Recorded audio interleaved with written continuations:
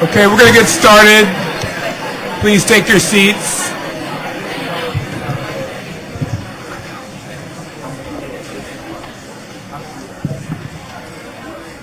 I am Russell Robinson. I'm co-director of the Critical Race Studies program here. I'm the moderator of this panel. I want to give you a couple of administrative notes before we jump into this panel.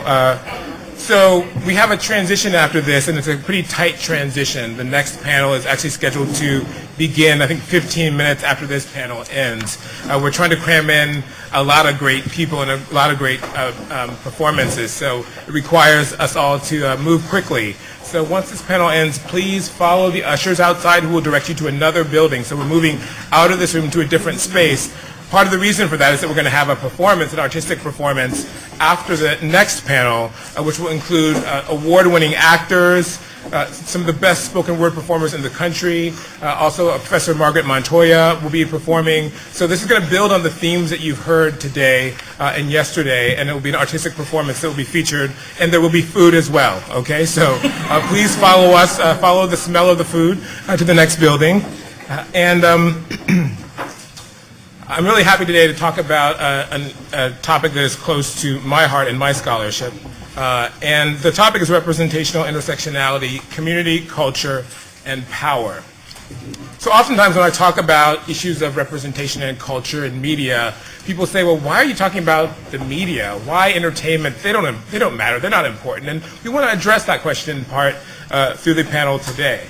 But that work was begun a long time ago by Professor Crenshaw, who in her essay, Beyond Racism and Misogyny, Black Feminism and Two Live Crew, illuminated popular culture as an important site of race and gender domination. Now, for those of you who don't remember, I know there's some young folks in the room, Two Live Crew. It's kind of scary to think that you have to explain Two Live Crew, right? But, and I'm not going to quote any of the lyrics, right? But a very sexually explicit and violent lyrics that were challenged in a Florida obscenity prosecution many years ago, I believe in the early 90s. Even though black women were the targets of the violent imagery in the Two Live Crew's songs, the debate about the prosecution tended to marginalize or erase them. White commentators, as Professor Crenshaw documented, such as George Will, were concerned primarily with the perceived aggression of black men. And although they expressed a sort of superficial concern about black women, that quickly dissolved into a concern about protecting white women from black men. Meanwhile, black male commentators, such as Professor Henry Louis Gates, defended Two Live Crew by claiming that they represented authentic black culture and gave short shrift to the role of women and the impact in terms of gender equality. While acknowledging the racist motives during the prosecution, driving the prosecution, and respecting the appeal to racial culture, Crenshaw's essay argues that blacks need not passively accept cultural traditions, but instead she argues for space to contest and rework those traditions. And that's part of the project that we have today in expanding the work that began so many years ago. So Professor Crenshaw's work helped inspire my research on the use of race and gender in the casting of actors in film. I published an article in 2007 on this topic. Just as black artists sell more albums when they are cast as thugs or booty-shaking divas, black actors and other actors of color are typically cast because a role calls for them to perform a racial stereotype. Right? So it's not a colorblind process at all, whether that's a good thing or not. That's, of course, a key critical race theme. But even under the current law, which calls for colorblindness, and that's the dominant interpretation of Title VII, we don't have a colorblind norm in the entertainment industry. So this is a sort of glaring exception to even the regime of formal equality. My empirical study found that casting description, so I actually looked at the casting breakdowns or the descriptions of roles that are given to agents that then seek out actors to play particular roles, specify in almost all cases gender and in many cases race. So they're very specific in terms of what they're looking for. And race and gender are often mentioned, even though under most employment, in almost any other employment setting, you can't specify race or gender when you're trying to hire an attorney or a secretary or a teacher, for instance. I also found that there was empirical data showing systemic problems in terms of discrimination and exclusion. So the Screen Actors Guild had data that found that in 2003, male members worked almost twice as many days in lead roles as female members. When looking at lead roles, I found in surveying films from 2004 and 2005, Latinos, Asians, and Native Americans were significantly underrepresented, and in some cases, like with respect to Native Americans, that meant there were none.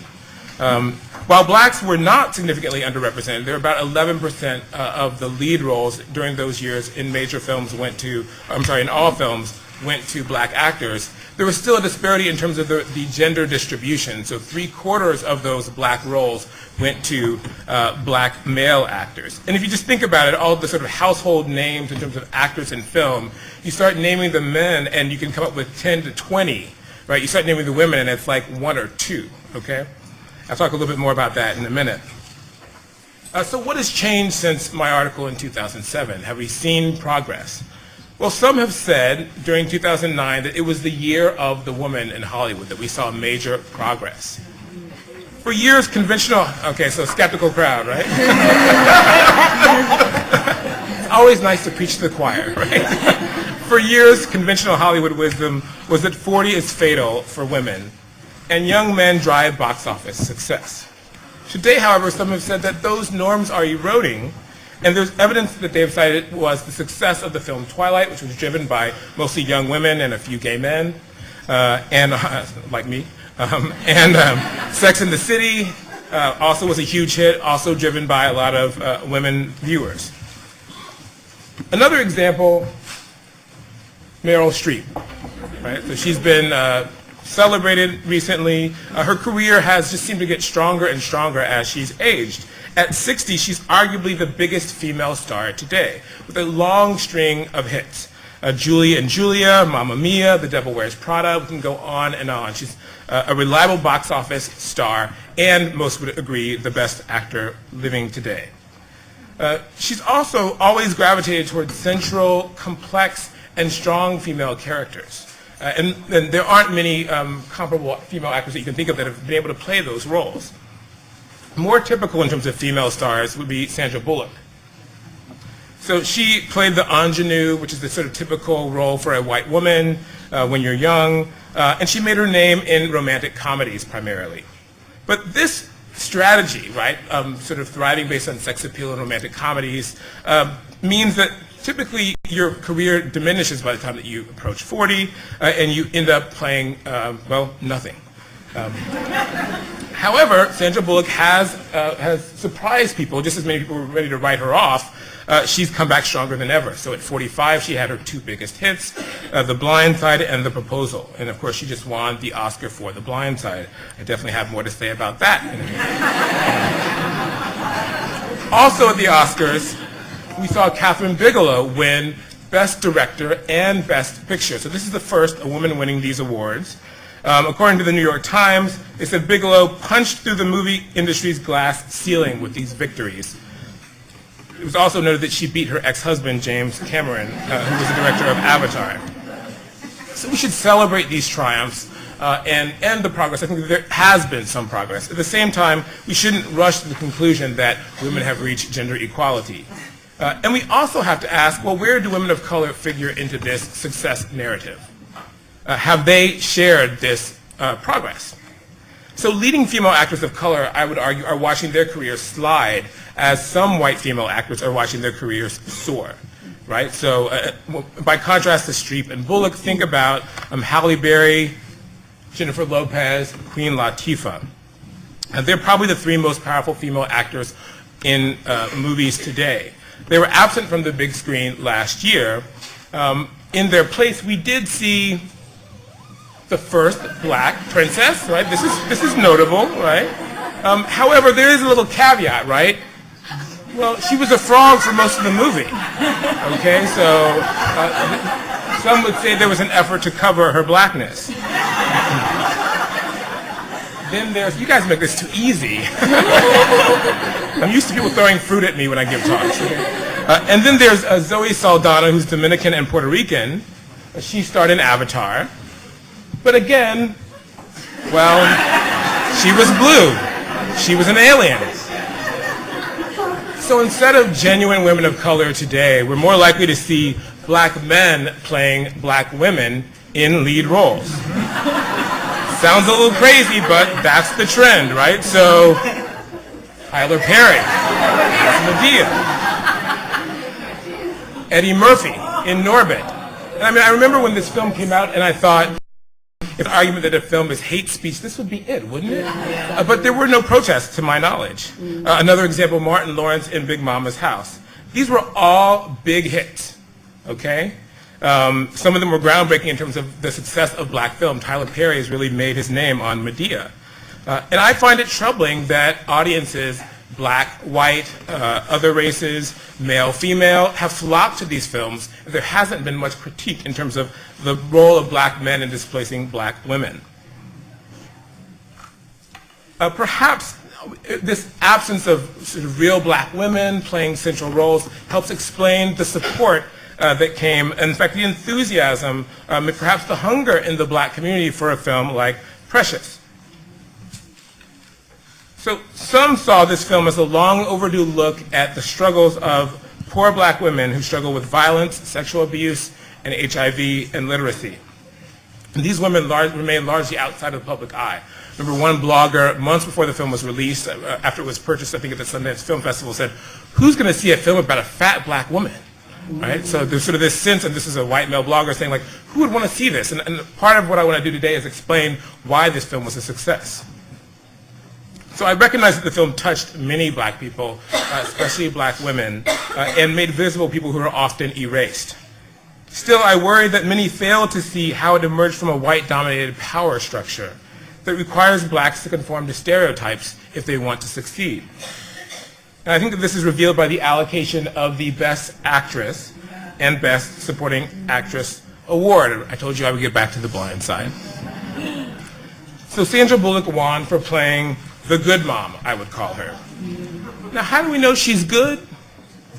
She raised a black man. And Monique won for playing the bad mom. And in fact, bad is an understatement. Her role embodies every familiar stereotype of black women, and then some. It sort of adds some nuance to the mix, I would say. She's a welfare queen who physically and sexually abuses her daughter and tries to kill her grandchild in one of the scenes. Now, when Faye Dunaway played a mother from hell in a film based on real-life events, it became a camp classic.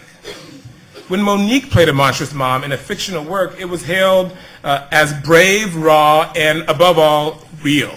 Right? This is the reality. This is the truth. That's what I heard from time and time again from many white people that came up to me and said, "I love this film. It's so real. Now I know what it's like in the black community."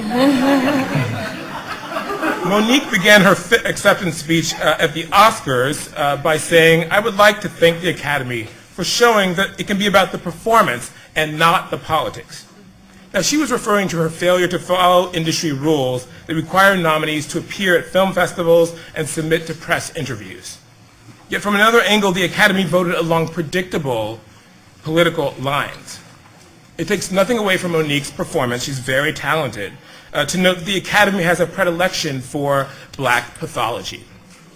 Academy members refused to nominate Spike Lee for directing Do the Right Thing, or Malcolm X. Denzel didn't win for Malcolm X, but they nominated Lee Daniels for Precious. And how can we forget about other black Oscar winners who won for their most stereotypical performances? So Denzel Washington in Training Day, Halle Berry in Monsters Ball, also a Lee Daniels production, and Cuba Gooding Jr. in Jerry Maguire. Again, these are very talented actors who did the best they could with these stereotypical roles, and in some cases revealed some nuances. But the frame was still enforcing black stereotypes, and that was what enabled the success. I think Precious takes this to the next level by presenting black pathology ripped from a structural or historical context, and failing to recognize the connections between that context and the pathology that's on screen. Even though the story unfolds during the Reagan era, Daniels refuses to point the finger at white supremacy, patriarchy, government inaction and retrenchment, or anyone except the black bodies on screen. Did the black community protest? Hardly. The NAACP gave Image Awards to the film and Monique. And though it typically celebrates only black actors, it nominated Bullock for The Blind Side. So after Precious' success, what's next? What can we expect from Hollywood? Well, there's something even better coming up.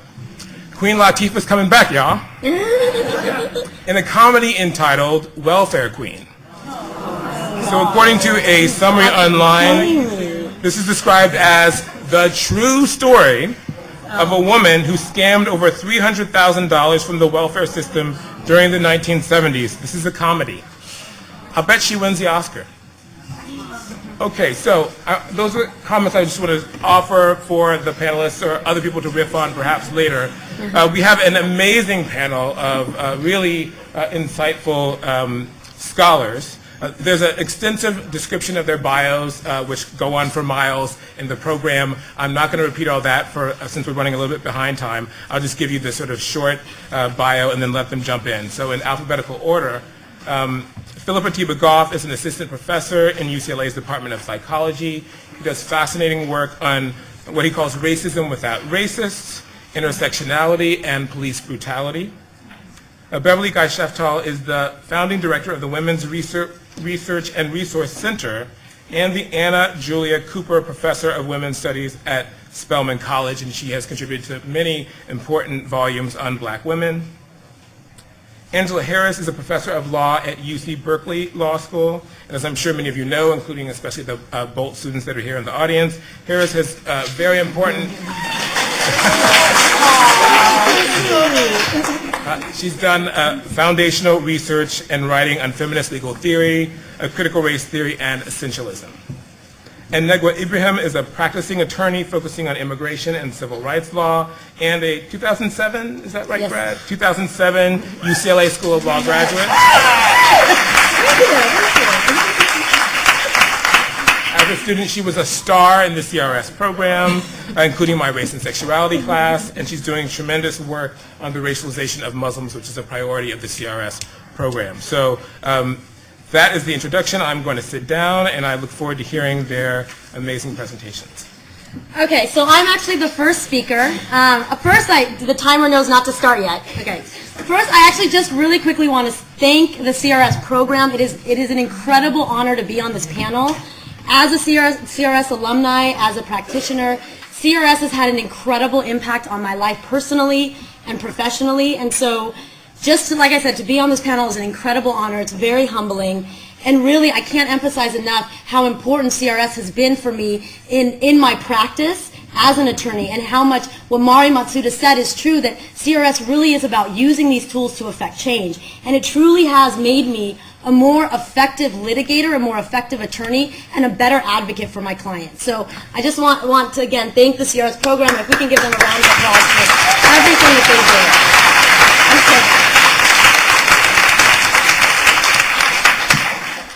Okay. In 2003, a terrorist plot was uncovered in Texas, whereas one local news reporter explained a domestic terrorist had acquired weapons of mass destruction and had false UN credentials, false Defense Intelligence Agency IDs, phony birth certificates, and a forged federal concealed weapons permit.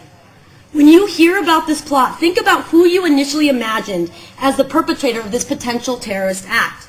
Now let's see if perception is reality. Again, this was uncovered in 2003. This terrorist perpetrator was William Carr and his wife Judith Brewy of Texas, who are affiliated with several anti-government white supremacist militia organizations. Carr, like Timothy McVeigh, who committed the second deadliest terror attack on U.S. soil in Oklahoma, is among the many who belong to this white Christian militia group. These groups have more than doubled in the past year and have been described by the Department of Homeland Security in a memo in 2009 as a violent domestic threat to watch out for. And yet, despite all of this threat of domestic terrorism posed by Carr, the national press completely ignored this news story. Major media outlets such as Time, Newsweek, The Washington Post, and MSNBC, just to name a few, never reported on this story. Now, why have the media decided that this is a non-story? As one local Texas reporter stated and put it, if Muslims had been caught with these weapons of mass destruction, fake IDs, gas masks, and books on making explosives, you better believe it would have been all over the front page. Now, long before 9/11 and until today, the American public has been inundated with various media images of the Muslim terrorist other. It is because of such images and messages that I find myself constantly in conversations whether it's with conservatives or liberals, race conscious or not so conscious, saying to me, well, of course, Negwa, I don't believe that all Muslims are terrorists. But come on, all terrorists are Muslim. While this perception is clearly not reality, as I've illustrated in the case of Carr and Timothy McVeigh, such perception has affected the reality of so many Muslims in the U.S. and abroad, where there is blatant examples of civil and human rights abuses against Muslim communities, and yet the public condones either through outright approval or by their silence. Take, for example, a recent poll where 50% of the people in the United States approved of the racial profiling of Muslims and Arabs, or the fact that there has been little public outcry by civil and human rights groups about the Communications Management Unit, a secret prison in Indiana and Illinois that houses mostly Muslim inmates, that puts them in abnormally restrictive conditions, all because, according to the government, these inmates have ties to terrorist activities. And yet many of them don't have terrorist-related charges or convictions. Or lastly, take, for example, the recent Supreme Court decision of Ashcroft versus Iqbal in May of 2009, where the court legally sanctioned the racial profiling of Muslims and Arabs. The outrage and discussion of this case was not over this blatant discrimination, but rather the focus for many, and even liberals, was the fact that this raised the pleading standard. No one cared that the Supreme Court said, and I'm quoting from their opinion, "It should come as no surprise that a legitimate policy directing law enforcement to arrest and detain individuals because of their suspected link to the 9/11 attacks would produce a disparate incidental impact on Arabs and Muslims, even though the purpose of the policy was to target neither Arabs nor Muslims." For the court, this type of civil and human rights abuse against Muslims is not about racial profiling. No, for the court it's about terrorism profiling. Because essentially the court has taken this perception and this fiction and made it a legal reality that all terrorists are Muslims. Now, the protection of Muslims as a terrorist enemy, where national security measures profiling Muslims are perceived as warranted, did not occur overnight as a result of the events of 9/11. As Amy Kaplan explains, despite the pervasive idea in popular culture, 9/11 was not a unique, unprecedented moment that defies comparison or historical analysis. Like the Japanese Americans during World War II, the profiling Muslims, both by the state through national security measures and by private perpetrators of hate crimes, is a culmination of a long history not just of religious discrimination, but of racial prejudice. Although Islam and Muslims in the U.S. have been reduced to a handful of gross stereotypes and generalizations that ignore the diversity within Muslim communities, the reality is that Muslims are a pan-racial, pan-ethnic group.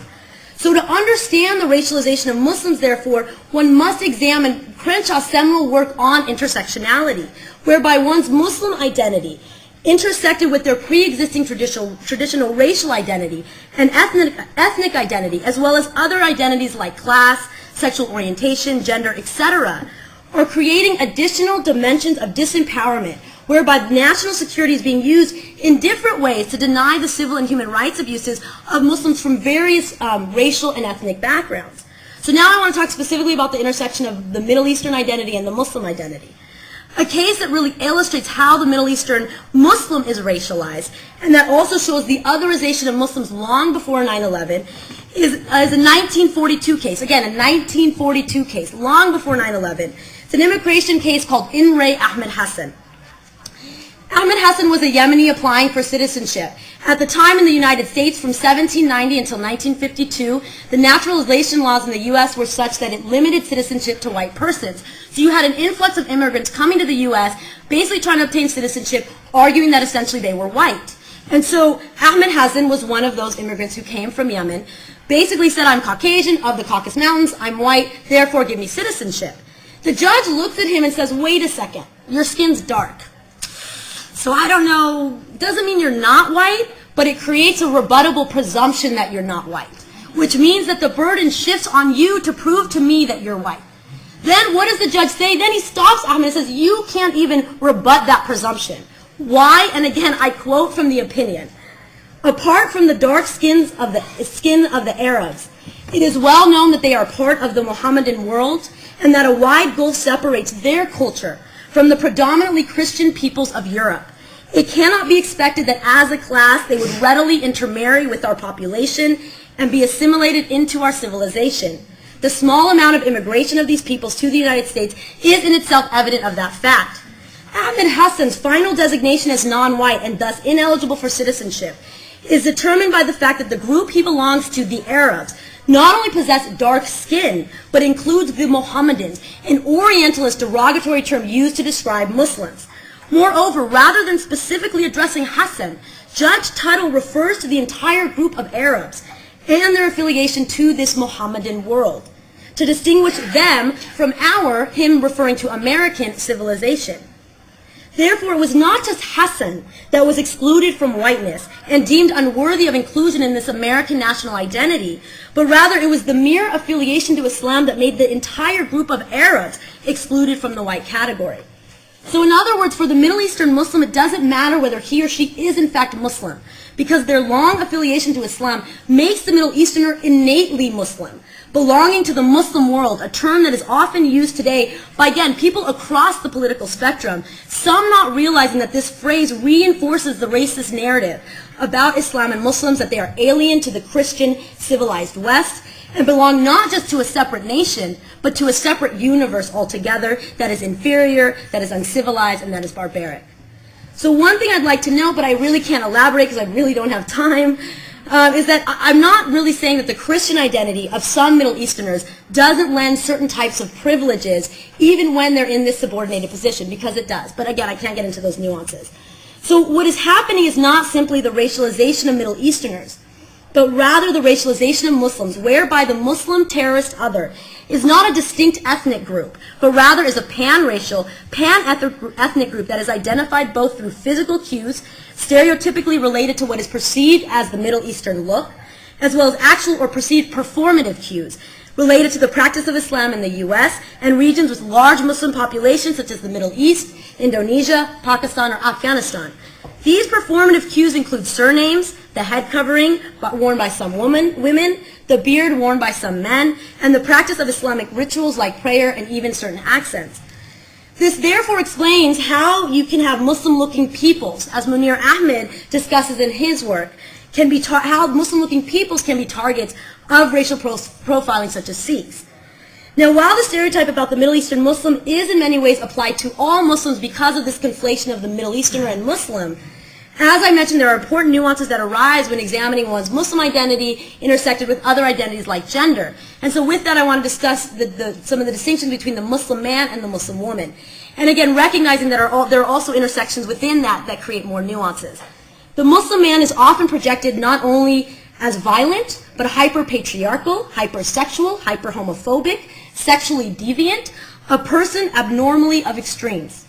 The Muslim woman, while still projected as a terrorist, she, unlike the Muslim man, is not the primary perpetrator, but rather acts as an agent of the Muslim man, thereby mostly aiding and abetting terrorism, rather than outright committing it. This coincides with the additional stereotypes about the Muslim woman, that she is submissive, that she is a foreigner, she is timid, obedient to the man, hyper-patriarchal, oppressed, and unintelligent.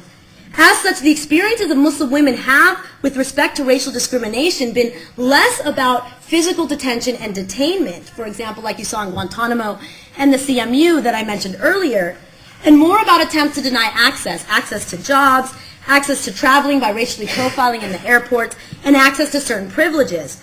Additionally, the Muslim woman wearing the hijab experiences the day-to-day hostility towards the Muslim, because the hijab is one of the main performative cues used by others to identify this perceived threat of the Muslim.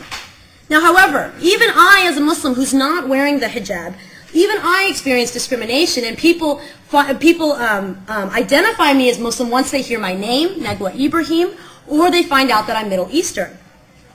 Now, I've experienced everything from being called a terrorist growing up in school, to being asked, actually just very recently, and I'm sure he didn't realize I was going to put him in my talk, to being asked how I learned English so well and was able to speak it without an accent.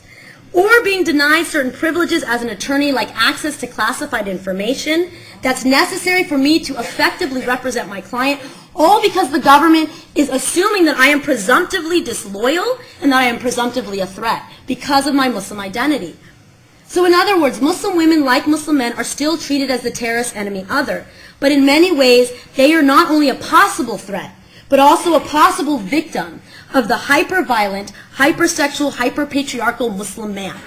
Similar to what Professor Crenshaw discusses in her piece about black feminism and Two Live Crew, it is this racist narrative of Muslim male sexuality that is used to justify the war in Afghanistan as a necessary intervention to save the Muslim woman from the Muslim man, from Islam, and even from herself.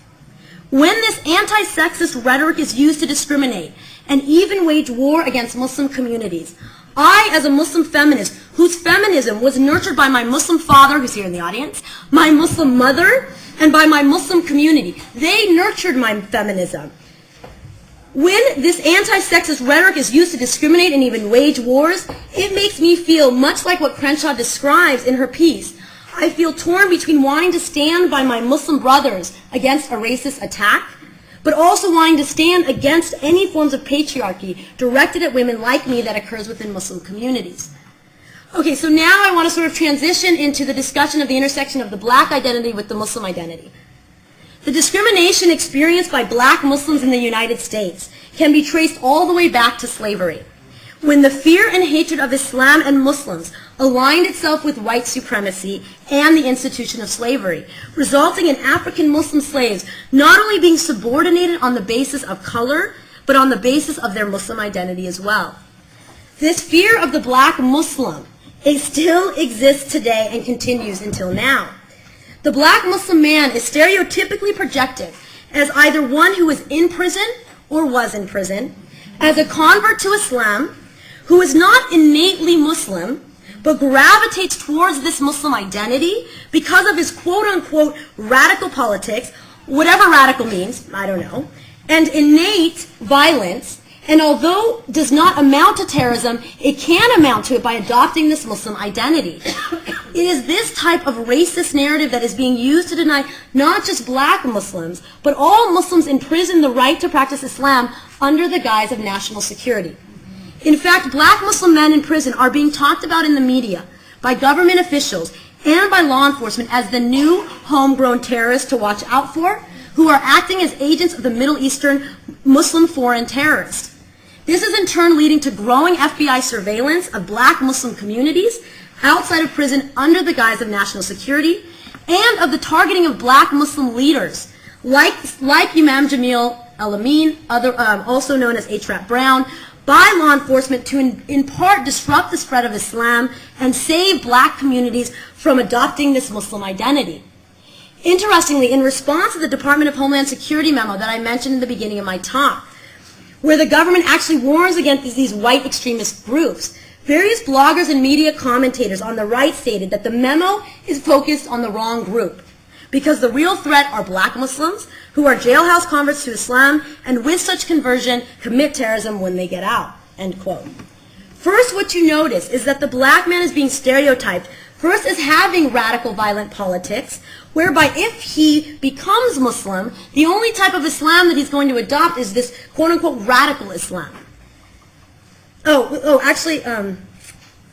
I'm sorry. I jumped ahead. Let me actually play the video. I'm jumping into what I'm going to show you actually with respect to the video, and then I'll get into that explanation.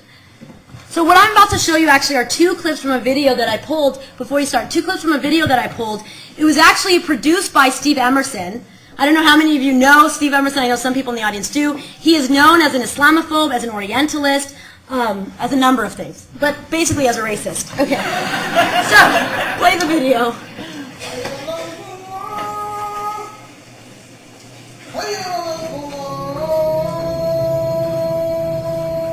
The Christian population, I think, is generally very, very fertile ground for the recruitment of these extremists. The more political Islam, the more extreme forms of Islam. I've been watching that phenomenon for 30 years. I knew what was happening in prison. 3 years. Right? And I knew that nobody else was really watching. I mean, just as a rule, everybody has been sleeping. And then no one's paid attention to the Islamic activists that have fed off the discontent of the young black males in prison. Okay, I'm going to show you, there's one more clip from this video that I to prevent radical imams from addressing a literary captive audience and turning them into radical Islamists, and these aren't necessarily Muslims, these are people who are converted in prison. About 18% at last count of prisons in New York State are Islamic. The narrative of radical Islam would appeal to anybody locked up anywhere who feels that he has been unjustly treated by society. What's important to note is that, barring some other kind of intervention in the prisons, this will grow. This will grow. Okay, now going back to what I was saying earlier. Well, first of all, when he says prisons are Islamic, I don't know what that means. I don't think he even knows what that means. But okay, now first what you notice is that the black man is being stereotyped first as having radical violent politics, whereby if he became Muslim, again, the only type of Islam that he would adopt is this radical Islam. But as the woman that you just saw states outright, they are not really Muslim, but rather are people who convert in prison. Basically what she's implying, what she's saying is that their Muslimness is not innate. And as the pastor explains, they can be saved from this violent terrorist Muslim identity if, as he urges, there is government intervention to stop the spread of Islam and prevent this homegrown terrorism. This is the perception, but the reality is as follows. As Shaquille Saeed, a contractor chaplain with the Federal Bureau of Prisons, states, the suggestion by the RAND Corporation, the FBI's Joint Terrorism Task Force, and several legislators that federal prisons are being used as a basis for recruiting what they call Islamic terrorists is not true and is completely unsubstantiated. I have not come across even one instance where such a suggestion is true in the course of my 15 years with the Bureau of Prisons as a volunteer or contractor. And according to David Schwartz, a retired religious service administrator for the Federal Bureau of Prisons, he says and he believes that Islam is actually a positive force in the rehabilitation of inmates. The racialization of Muslims, whereby Muslims are treated as presumptively guilty of extreme forms of violence like terrorism, of patriarchy, barbarism, sexual deviance, and all the things I've discussed is not simply, as Mari Matsuda said yesterday, I don't know if some of you I'm sure attended the plenary, said yesterday that it's not simply theory for theory's sake, but rather this analysis of intersectionality is necessary to understand what is really happening to the civil and human rights of Muslims domestically and abroad. These presumptions of guilt applied to Muslims are being used to wage wars against Muslim populations abroad, resulting in the death of thousands of innocent civilians. They are being used by private actors to perpetrate hate crimes, and by the government to tear families apart under the guise of national security. By detaining and deporting, by criminalizing and imprisoning, they are being used to justify the mapping and surveillance of mosques, Muslim organizations, Muslim homes, and even Muslim bodies. As, for example, Muslim women and Muslim women who are wearing the hijab or the headscarf, or Muslim men who are wearing the beard, are often aggressively searched at airports. So, just to conclude and wrap it up, some may dismiss all that I have discussed as a Muslim issue, and I have heard that time and time again.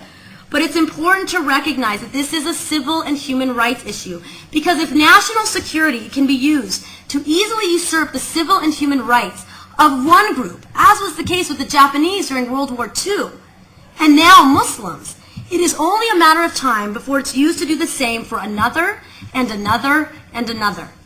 And so it really is up to all of us, whether we are academics, practitioners, community organizers, or all of these identities, to take on this issue not just for ourselves, but for the next generations that will otherwise have to deal with an Orwellian type of world where anything goes under the guise of national security. We have a responsibility to not let history keep so tragically repeating itself. Thank you.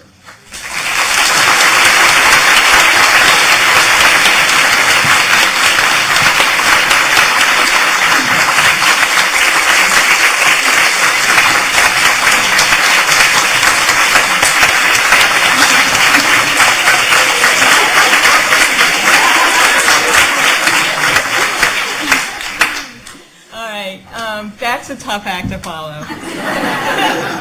I'm Angela Harris. Thank you to the organizers for inviting me here. Thanks for putting on this awesome conference. And shout out to the Bold students. So my talk takes up representational intersectionality, not at the level of bodies, but at the level of movements. I'm interested in the intersections among white, black, and green. And the comment that I've heard people make that green is the new white. So let me situate that with three cases in point: the environmental movement, the animal rights movement, and the ethical consumption movement. These movements differ from one another in several important ways, and I'll get back to some of the differences toward the end of the talk. But they also all have one thing in common, which is that each of these green movements is coded in popular culture and the media as white. For this talk, the movement that I want to focus on is the ethical consumption movement, which is also the most recent of the three to emerge. And so I'll proceed first by talking about some of the dimensions along which this movement is popularly coded white.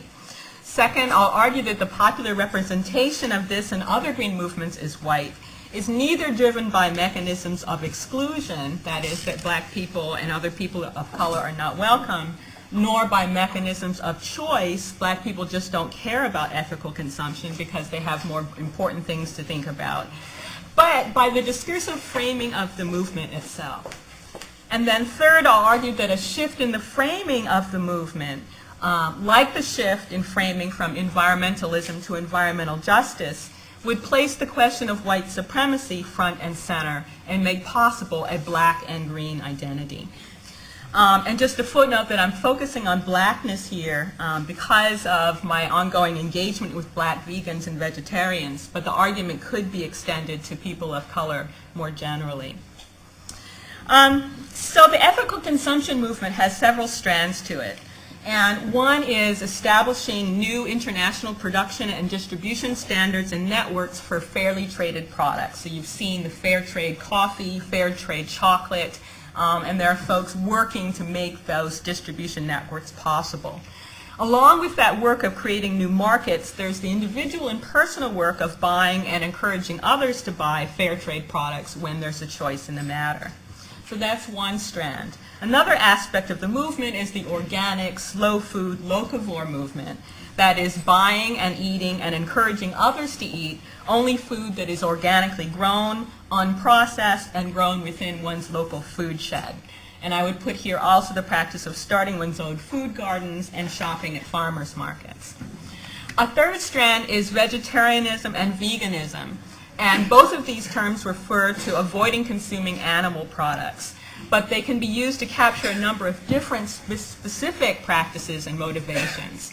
So, for example, there are health vegetarians who are likely to avoid consuming animal products only loosely and without a rigorous ethical commitment or philosophy. So there's people who are fishitarians. There's people who eat meat at restaurants or at other people's homes, but not at home. People who eat mostly plants, but they continue to wear leather, and so on.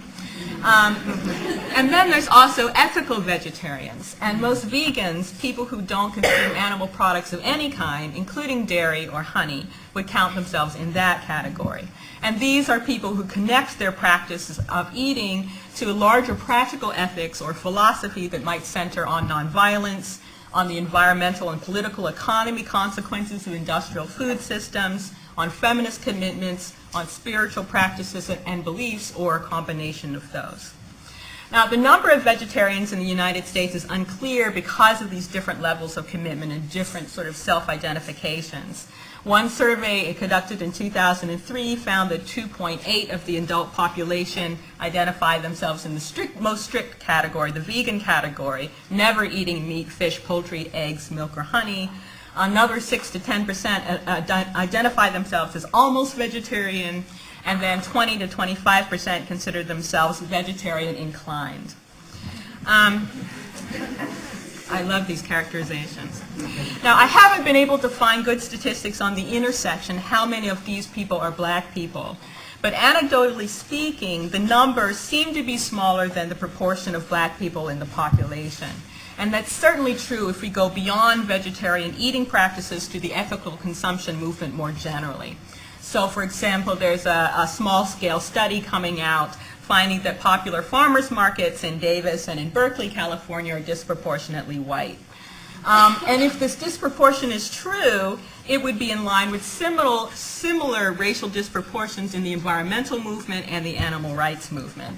And certainly in all three movements, there's both the perception of a disproportion and a lot of talk and concern about the need to racially diversify, to engage in outreach, to bring these people into the movement, as well as the remark with which I started that green is the new white.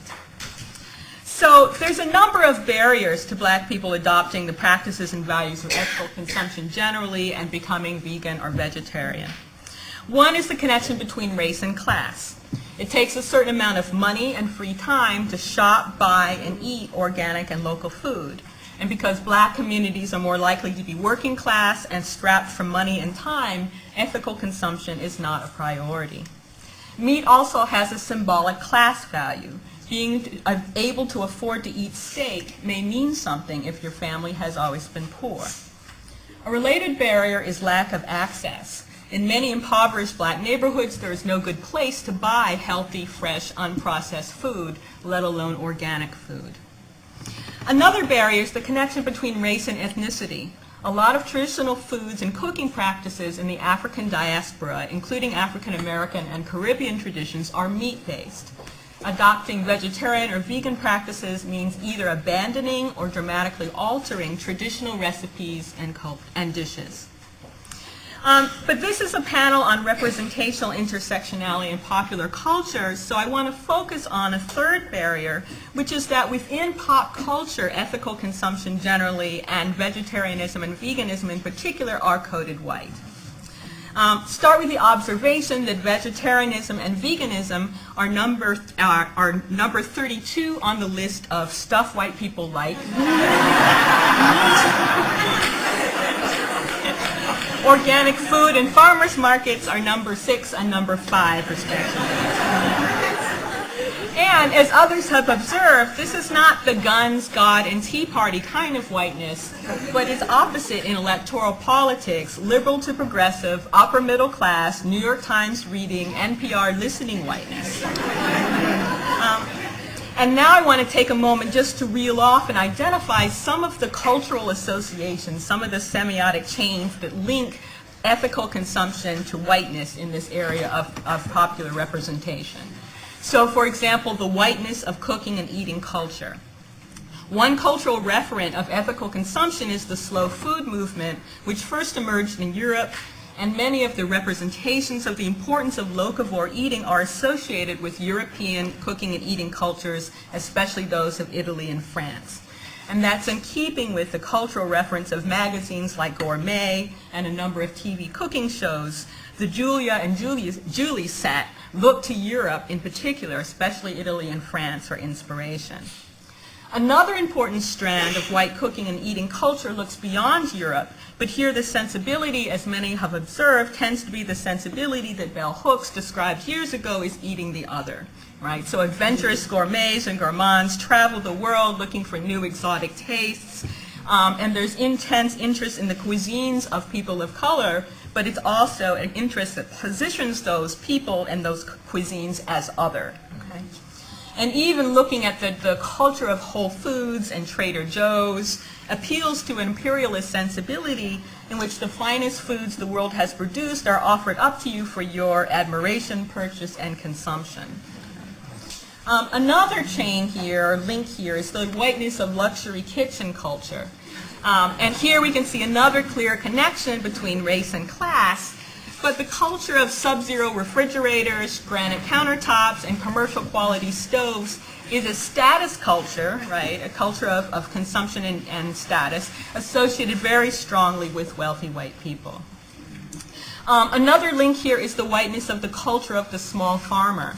In a forthcoming paper, Alison Alkan and Christine McCall, describing these farmers markets, argued that they reflect and foster an imaginary narrative about family farms, that we should support farmers markets because they're owned by small farmers and worked by the families of those farmers, and these farmers are imagined by the patrons as white.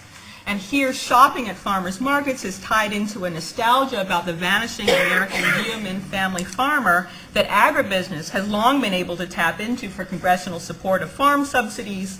But this is a vision of who tills the soil, that makes invisible the people of color, many of them Latinos, many of them undocumented and hyper-exploited, who actually do the farm work.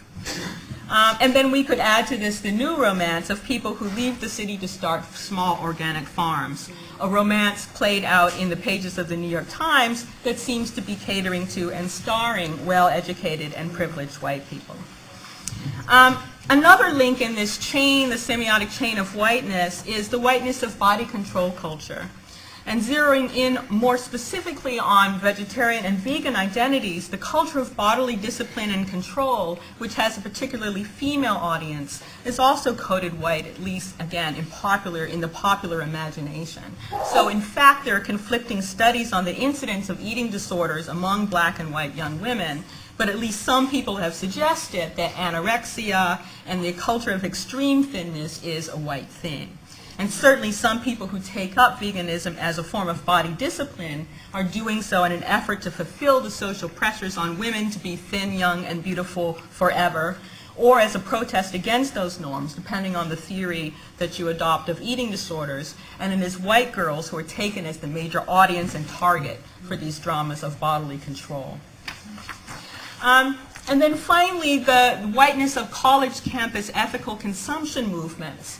So that the anti-sweatshop movement, the anti-globalization movement, and the fair trade movement have all been supported and fostered by college campus activism. And again, as a matter of representation, these campus causes are associated predominantly with left progressive white kids. And then the final point is that ethical consumption is coded white through its connection to its allied movements, also coded white, that is the environmental movement and the animal rights movement. What I want to suggest is that this whiteness of ethical consumption as it's represented in popular culture is not primarily a consequence of racial discrimination and exclusion from the movement, although, of course, the possibility of such exclusions as an idiosyncratic matter is always there. Nor is it primarily a consequence of choice, that black people and white people just have different priorities and like different stuff. Rather, green movements, including ethical consumption, environmentalism, and animal rights, have been framed to avoid questions of white supremacy. And each of these movements can therefore be reframed to center questions of white supremacy, opening the door for a powerful alliance with traditional anti-racist movement. And the argument is clearest with respect to environmentalism. The environmental movement as it originally emerged in the United States focused on the protection of wilderness and the relationship between people and wild places, and excluded consideration of relationships among human beings in environments that were not natural. And this framing of the environment and what it meant to be an environmentalist avoided questions that might be thought to be central, such as the question of indigeneity, right? Wide-scale environmental degradation of lands and resources was done not by mankind in general, but by white people applying ideologies and practices of exploitation and genocide to humans as well as to non-human animals and the environment, right? But environmentalism as a traditional movement was framed to avoid those questions and put them outside the frame. The environmental justice movement then arose both with the recognition that people of color were likely to suffer disproportionate burdens from environmental bads, and more centrally, the conviction that the environment includes human environments. So environmental justice examines the intersection of non-human systems, human economic systems, and human social systems, and seeks justice and sustainability within each, and in the balance among the three. And there are similar illusions with respect to the animal rights movement, which has not adequately acknowledged or addressed the link between the subjugation of animals and the subjugation of people of color, particularly black people. I've written about that in another essay, and my time is getting short, so I'm going to move on. So taking up ethical consumption, this is a movement that similarly has placed white supremacy outside its frame. What might we see if instead we center ethical consumption on anti-racist commitments? One name for the movement that emerges is food justice. And an activist who helped found the People's Grocery in Oakland writes People's Grocery recognizes that an accurate and thorough understanding of hunger, the risk of starvation, and or the lack of access to sufficient or healthy food sources entails an analysis of structural inequalities and imbalances of power within a framework of human rights and social justice. And one place that we might start in tracing the outlines of this analysis is the fact that the industrial food system is currently killing black people. Overweight and obesity are primary risk factors for chronic diseases, and according to the American Heart Association, 77% of black women and 61% of black men are either overweight or obese. 40% of black people have cardiovascular disease, which is the leading cause of death among black people in the United States. The prevalence of high blood pressure among black people in the United States is among the highest in the world. 25% of black women over age 55 have diabetes, and 13% of black adults overall have diabetes, and diabetes is the 5th leading cause of death among black people. So there is a politics, literally, of life and death to be built around eating mindfully and healthfully. And this politics is directly connected to a number of other issues that, again, if we reframe ethical consumption around white supremacy, pop into view. So questions of food distribution. Why do so many impoverished black neighborhoods lack access to fresh, non-processed food? Many non-traditionally black neighborhoods are so-called food deserts, served by convenience stores and liquor stores rather than by full-service grocery stores or supermarkets. And here there's also a connection to the politics of economic development and planning. Questions of food production. Eating ethically once white supremacy is led into the frame requires us to pay attention to questions of social justice in places like the Central Valley of California, the produce basket of the United States, but also the site of some of the most extreme poverty in the United States. So the question of fair trade, or the issue of fair trade, should apply to Latino farm workers in the Central Valley who are disproportionately exposed to pesticides, who are disproportionately poor, and the exploitation of brown-collar laborers, the reserve army of undocumented workers from Mexico and beyond, who are vulnerable to exploitation and violence, and yet are essential to our current industrial food production system. A similar issue of food production has to do with the losses that black farmers have experienced of their land and livelihoods.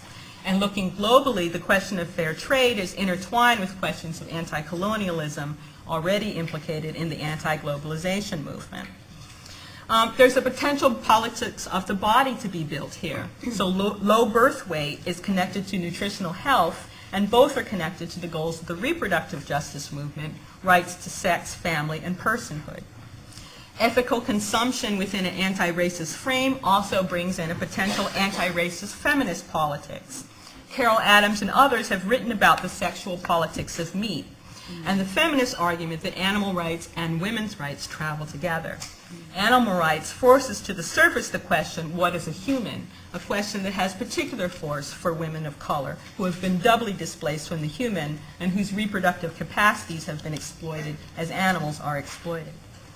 And ethical consumption within an anti-racist frame also brings, for some within black communities, connections to religions and spirituality. The African-American activist Dick Gregory began arguing for a vegan lifestyle back in the 1960s, based on principles of nonviolence toward all living things. And Rastafarians similarly base arguments for veganism and raw food living lifestyles on the oneness of life. So one theme in Kim's work is invisibility, the way that social formations can obscure the presence of people, groups, and issues. And I've argued that the whiteness of green is ironically in its framing to exclude whiteness. The traditional environmentalist movement, the mainstream animal rights movement, and the ethical consumption movement are framed so as to leave out the problem of white supremacy. One consequence is that the people in green movements are constantly wondering and worrying about where the black and brown people are. The social framing of green as white has made invisible the people who are black and green and produced a diversity issue or an outreach issue. And the problem with thinking you have a diversity issue is, of course, that you begin to count bodies rather than examining your premises. So PETA is happy to put Dick Gregory and several other prominent black people on its website, but that doesn't address its failure to be self-critical about its relationship to white supremacy. More troubling, the framing of the ethical consumption movement as unconcerned with white supremacy has helped make the food justice movement, which does address white supremacy, invisible to both white people and black people. So there's a lack of communication between people who are active in the ethical consumption movement and food justice people who are working in this intersection of black and green. And meanwhile, both white and black folks assume that ethical consumption, including veganism and vegetarianism, is a white thing. And the possibilities of building stronger and deeper connections between black and green are hindered by the framing of the dominant movement. So the real task is not diversifying the green movement, but reframing it to make visible the people it obscures. The real task is shifting the ethical consumption frame to make food justice visible. Reshaping foodways in the United States requires reshaping our political, economic, and social infrastructure in fundamental ways. And to the extent that such a fundamental restructuring is possible, black people should literally and figuratively be at the table. Thanks.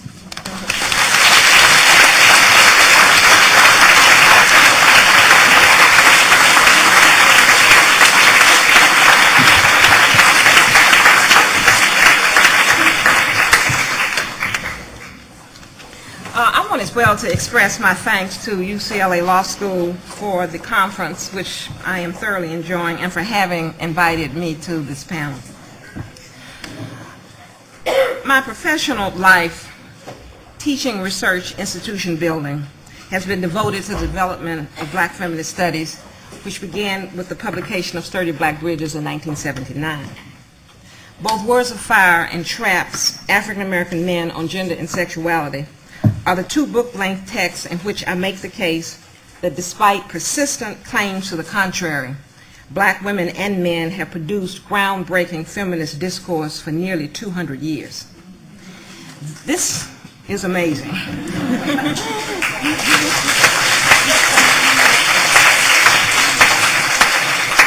This is especially noteworthy in their theorizing about intersectionality, the focus of the conference, and a major analytic framework in the field where I now spend most of my energies, women's studies.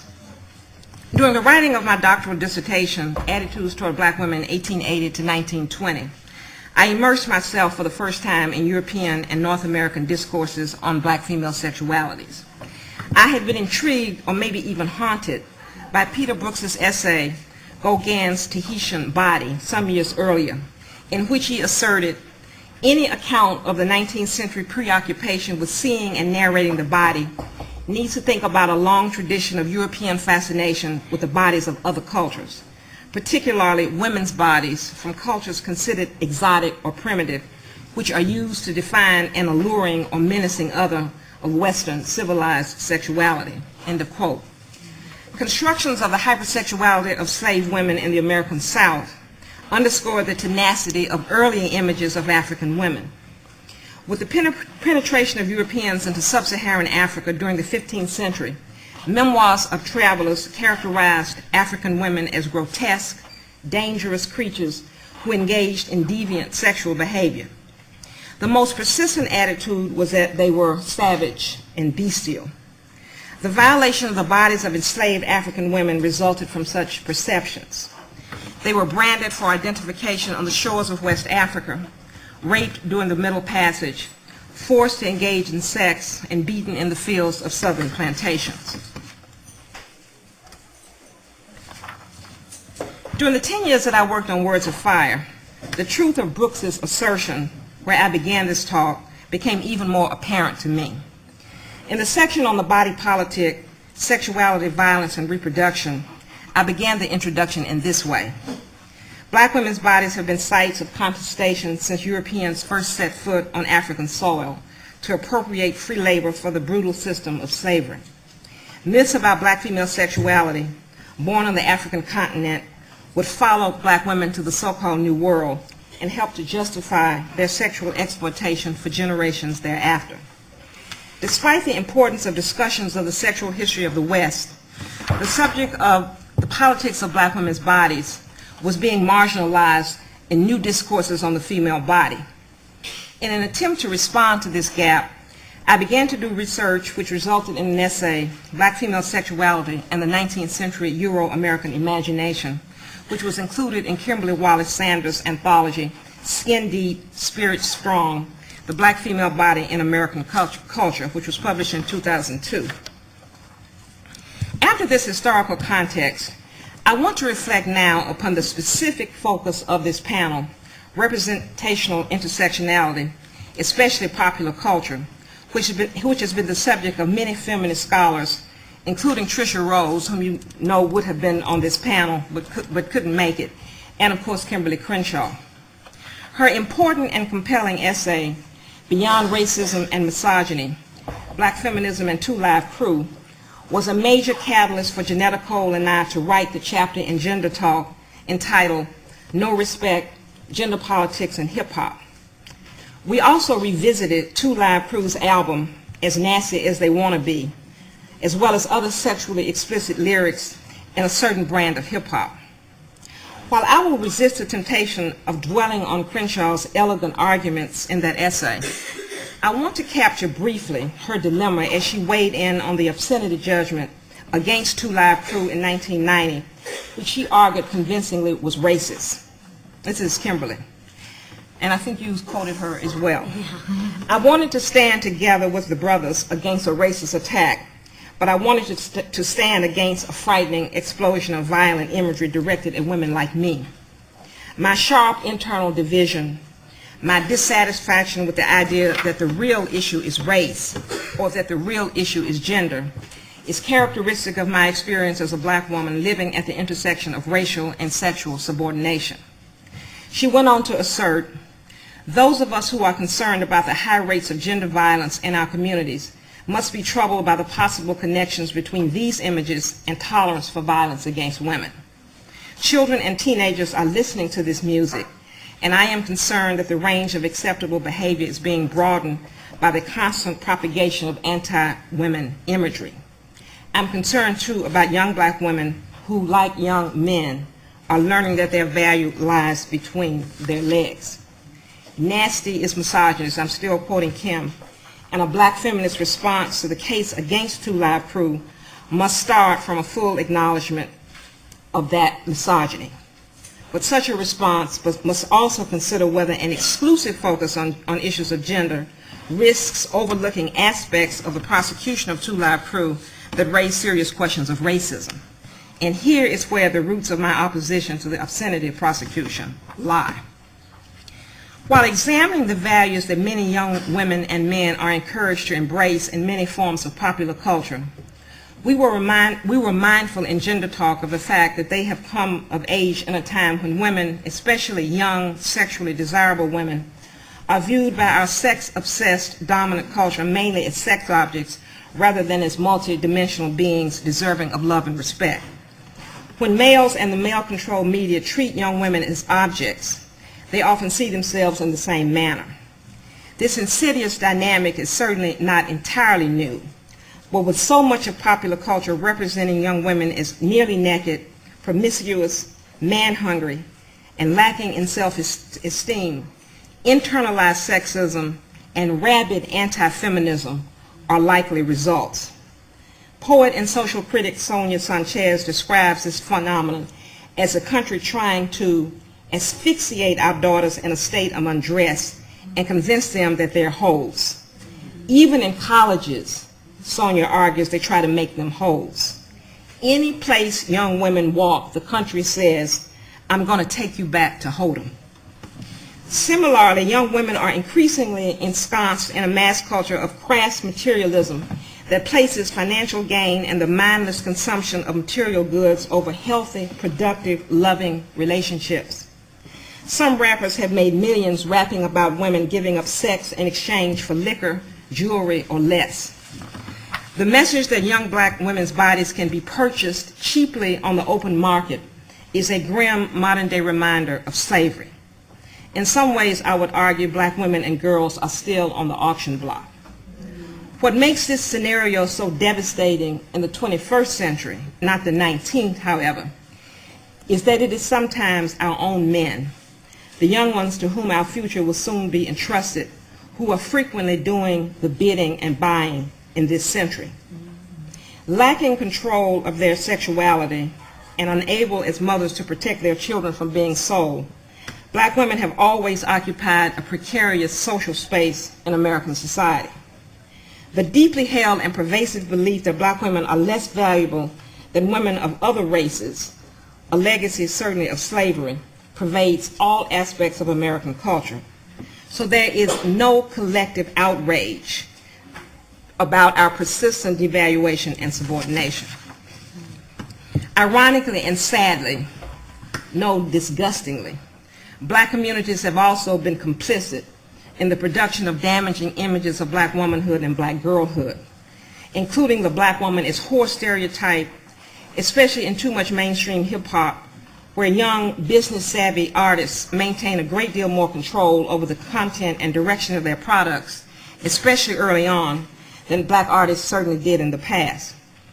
At coronations on many black college campuses, homecoming queens, following a new gender script, look and behave like strippers, calling attention again to the stereotypical hypersexual black female. In fact, many aspects of stripper culture pervade hip-hop music videos and the public performances of black youth, including on our own college campuses.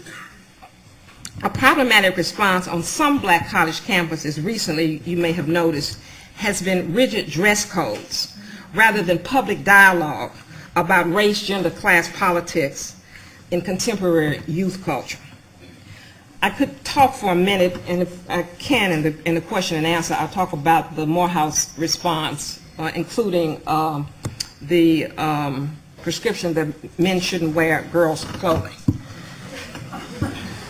Women rappers and hip-hop feminists may be cause for optimism in these continuing gender battles over who controls black women's and girls' bodies. In a very welcome editorial by Cynthia Tucker, November 2, 2005, in the aftermath of the courageous struggles of Spelman students who waged a battle against Nelly's music video, Tip Drill, she had this to say in her piece entitled, "Courageous Women May Tame Hip-Hop." Like Rosa Parks before them, the activist women of Spelman College are intelligent and level-headed, insistent that theirs is a just cause, undeterred by the power of the forces arrayed against them. Unlike Mrs. Parks, the young Spelman feminists are not tackling the benighted laws of a white racist power structure. Instead, they are taking on the misogynist folkways perpetuated by a powerful and mostly black entertainment culture. The Spelman effort is part of a broader grassroots movement to change the tone of hip-hop lyrics. That grassroots campaign was given a boost last year when 2 Spelman students ignited a protest against St. Louis rapper Nelly. They had seen his video, which shows him swiping a credit card between a young woman's buttocks. By now, a generation of Americans, young adults, black, white, and brown, has been weaned on this garbage, which only occasionally aspires to social protest or biting social commentary. Mostly it's hypersexual, profane, and crude, demeaning to women, contemptuous of gays, and admiring of violence and criminality. I just want to mention parenthetically that the 2 women who led this protest, which Cynthia Tucker named, is one working at a very prestigious law firm in Atlanta, Asha Jennings and Moya Bailey, who's finishing up a doctoral dissertation in women's studies at Emory. For 30 years, the Women's Center at Spelman has been engaged with students and faculty in numerous activities and projects that call attention to a complex range of intersectional issues that women of African descent experience here and throughout the African diaspora. I'm speaking about health disparities, HIV/AIDS, poverty, misogyny in music videos, sexism and homophobia in African American communities, sexual violence, including rape, incest, and intimate partner abuse. When the focus is intra-group issues, such as rapes in the Atlanta University Center, black male on black female crime, we have experienced alarming pushback, even hostility from many segments of our community. Crenshaw captured this dilemma as well in her 2 Live Crew article. In one of the quotes there, and I'm going to not do as much of it as I would like, she argues the political goals of black feminism are to construct and empower a political sensibility that opposes misogyny and racism simultaneously. Black women can hardly regard the right to be represented as bitches and whores as essential to their interests. Instead, the defense of Two Live Crew primarily functions to protect the cultural and political prerogatives of male rappers to be as misogynistic and offensive as they want to be. Black women will have to make it clear that patriarchy is a critical issue that negatively impacts the lives not only of African American women, but men as well. In the aftermath of angry responses to her novel, The Color Purple, in which she foregrounded the abuse Black women experienced at the hands of Black men, Alice Walker, feminist activist, writer, social critic, had this to say, and I want to end with Alice's quote. "It has been Black men, as well as Black women and Native Americans, who have provided in this culture the most inspiring directions for everyone's freedom. As a daughter of these men, I did not hear a double standard when they urged each person to struggle to be free, even if they intended to impart one. When Malcolm said freedom by any means necessary, I thought I knew what he meant. When Martin said agitate nonviolently against unjust oppression, I assumed he also meant in the home, if that's where the oppression was. When Frederick Douglass talked about not expecting crops without first plowing up the ground, I felt he'd noticed the weeds in most of our own backyards. It is nearly crushing to realize there was an assumption on anyone's part that Black women would not fight injustice except when the foe was white. And finally, at the root of the denial of easily observable and heavily documented sexist brutality in the Black community is our deep, painful refusal to accept the fact that we are not only the descendants of slaves, but we are also the descendants of slave owners. And that just as we have had to struggle to rid ourselves of slavish behavior, we must as ruthlessly eradicate any desire to be mistress or master.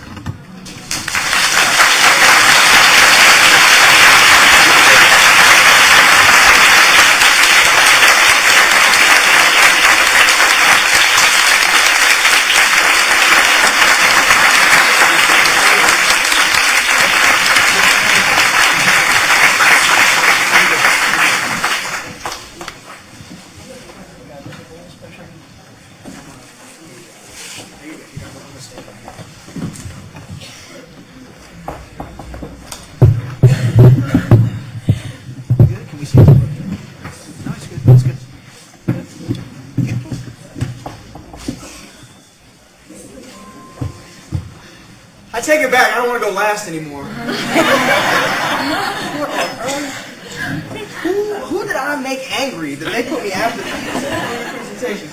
I hope that nobody's going to mind if I stand up to do my thing. It's to compensate for being dumber than the previous three panelists. And I hope I'm not bothering the recording if I speak to you directly and not through the microphone. Can everybody in the back hear me? Okay. Can you get the mic? Get the mic a little bit? Yeah. All right, you can hear me a little bit easier that way? All right, I will try not to bounce around a lot. And I apologize in advance for those who aren't used to it. I'll give this kind of disclaimer. I'm not in the Black church tradition, but I am certainly in ways of the Black church tradition. And especially because I'm going to be going through PowerPoint pretty heavily, I will occasionally ask if you're with me. You don't have to say amen, but I would appreciate you just grunt back at me. Let me know we're all together, okay? Okay? All right.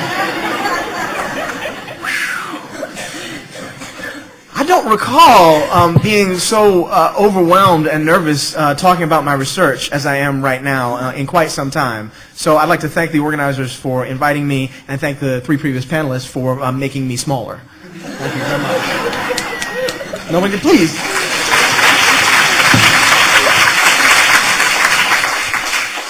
When asked to ruminate and cogitate and do other things that rhyme with thinking about Kim's 1993 piece on Two Live Crew, I was thinking about what I wanted to say to those folks who were defending Black America during the previous Democratic primary. And what I wanted to say to them was, your racism is sexist, okay? And here's what I mean. The framing of the Democratic primary when it got down to the final two was the black candidate and the woman candidate. It was never the black male candidate. It was never the white woman candidate. You had to choose one or the other, blackness or femaleness, and you couldn't talk about both at the same time, because I guess those two ideas in combination hurt people's heads. And this reminded me of the argument that Kim had in her piece. Okay? Talking about, do I have to choose to fight against sexism, or do I choose to fight against racism? Because I can't do both at the same time, obviously. Right? And that absurdity is what she put the lie to in that piece. And that absurdity is also not new. So as we think about representations, right, I think it's important to go ahead and bring that representation to the present moment when we talk about political races, and to bring it all the way to the back. Okay? I'm talking here about Sojourner Truth, who is famously known as that woman who gave the Ain't I a Woman speech. Okay? Basically saying, well, if we're going to talk about what the place of women, then shouldn't black women count too? Sort of the iconic intersectional phrase, which of course she didn't ever utter. Right? She said, aren't I a woman? And that speech, which we know in black English dialect, was not given in that dialect, except when retranslated by the white woman who thought it sounded better that way. But what I really want to talk about in bringing it all the way back is a lesser-known incident that happened 7 years later. So Ain't I a Woman happens in 1851. Right? She's talking to a women's conference about race and gender, and can we please talk about race when we talk about gender? 7 years later, she's in Silver Lake, Indiana, talking about abolitionism. And in the middle of her speech, she is stopped by members of the audience who are, and told, you can't really continue because all of the people in this audience are not convinced that you're really a woman. To which I'm sure she was thinking, did I not give that speech 7 years ago?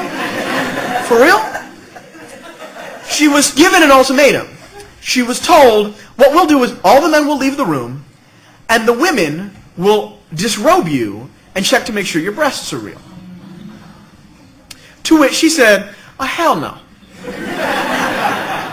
You can see them now. And she disrobed and said, these are your shame and not mine.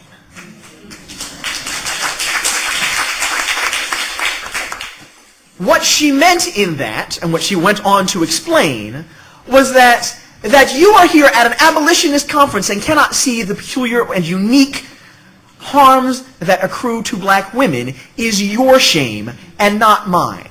And you damn well better not leave the room for me to tell you about it. Okay?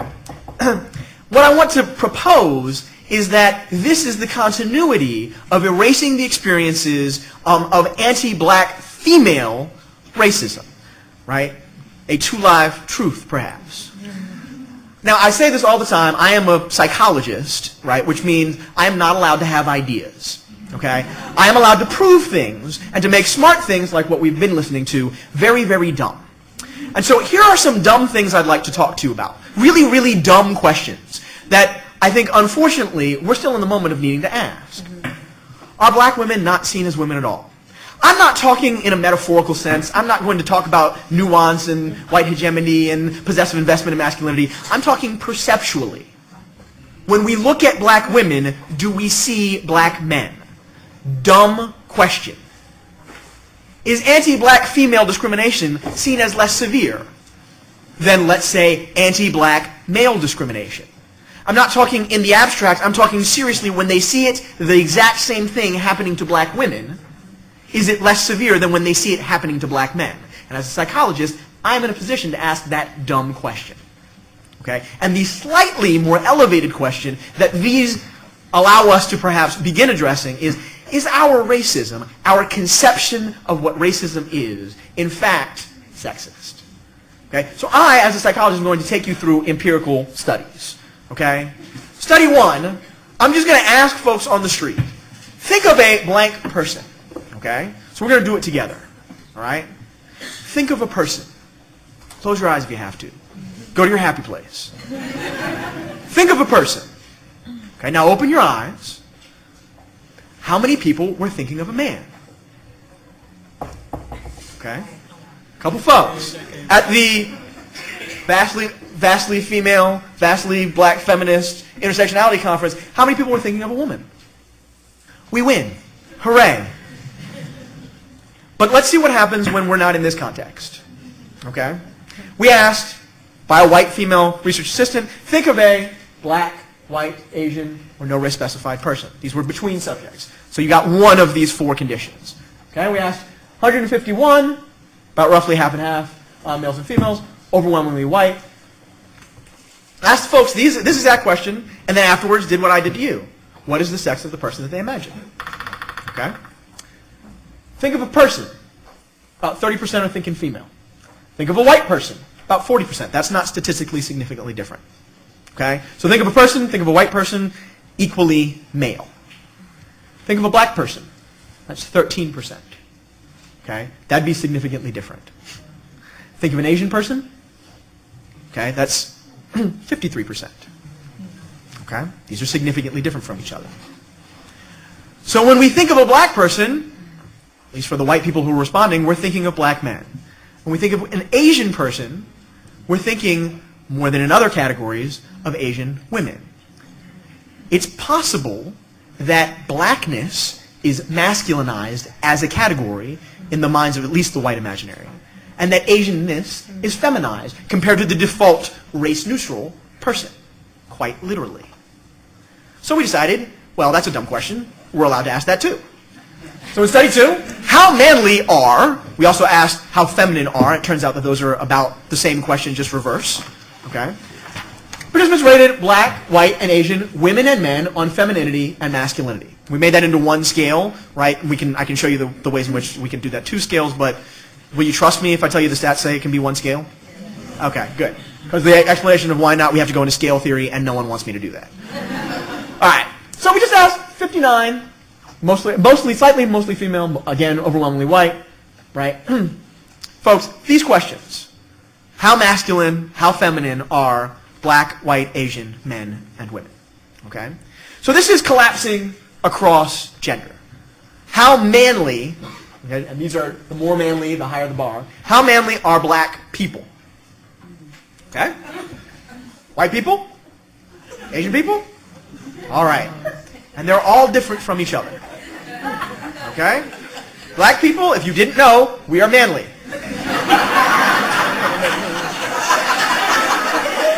Asian people, you are not.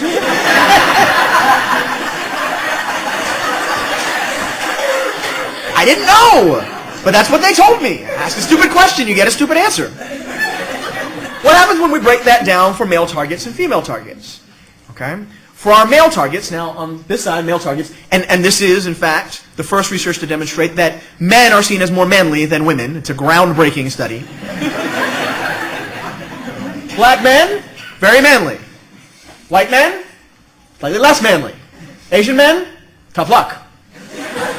Black women, very manly. White and Asian women, that's the floor. Okay?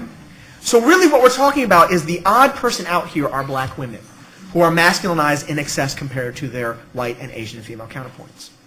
Okay? So here is evidence that really black women are seen as less womanly. But that's not the same thing as black women are seen as men. It's not the same thing as they're not women. Right? No one could possibly say, I'm looking at a black woman, I'm seeing a black man. Except that's what we did. So participants viewed faces of black and white. Now, for convenience's sake, now I'm going to exclude this. Sorry that we're just doing it to the 2 by 2, but that's what psychology announces. So now for the rest of this, it's just black and white. Men and women. Okay, they're going to see 48 faces. They're going to see their faces. Let me say that again. They're going to see their faces. And we asked them simply, is this male, female, is this black, white? Okay? We asked 169 participants, of whom most were men, again, overwhelmingly white. Right? And they were randomly assigned to answer one of the 3 questions. Okay? Just tell me what race this person is, and how stereotypically, is this person seen? So if they're black, how stereotypically black? If they're white, how stereotypically white? Tell me, is this person male or female? And if they're male, how stereotypically male? If they're female, how stereotypically female? And tell me how attractive they are. Okay? Yeah, if there's groanings, because it's not going to be good. So again, we showed them their faces. Okay? These are faces. Is anyone confused? We got facial hair here, no facial hair here. Is anybody confused? These are the women, these are the men. I was not confused. We picked them out because we knew the gender of the people. We said, here, is this person black? Is this person male? The answer, for those of you who are looking for your Cliff Notes, is yes. We showed them the faces. Okay? And what we're doing is, of the 48 faces we had, 12 of each group, 12 black men, 12 black women, 12 white men, 12 white women, okay? We're just getting the results of, I'm going to show you the gender errors. This is 13%. More than 1 in 10 times when people were looking at black women's faces, looking at their faces, they categorized them as black men. And fairly masculine ones at that. This is where it is for everybody else. This is what it is for black women. Over 1 in 10. That means if you meet 10 people as a black woman from this population, one of them will greet you and say, hello, sir. Now, what are the harms that come from this? They are myriad. We did this again, and if I had time I would show you the videos, where we actually showed people stills of full body silhouettes. We do what's called sharp angle lighting. And so all you see is the silhouette of the full body person. That means hips and breasts and everything are there. Okay? They're wearing clothes, but they're wearing relatively tight clothes. You can see the shape of their body. We have them again guess on gender. And when they're still, because of our white participants can't tell from body type who's black and who's white, they're accurate at the exact same levels, about 2% error rates, which are basically the jackasses trying to give you wrong data. Okay?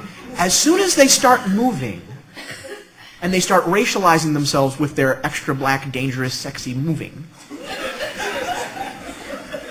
we see error rates like this.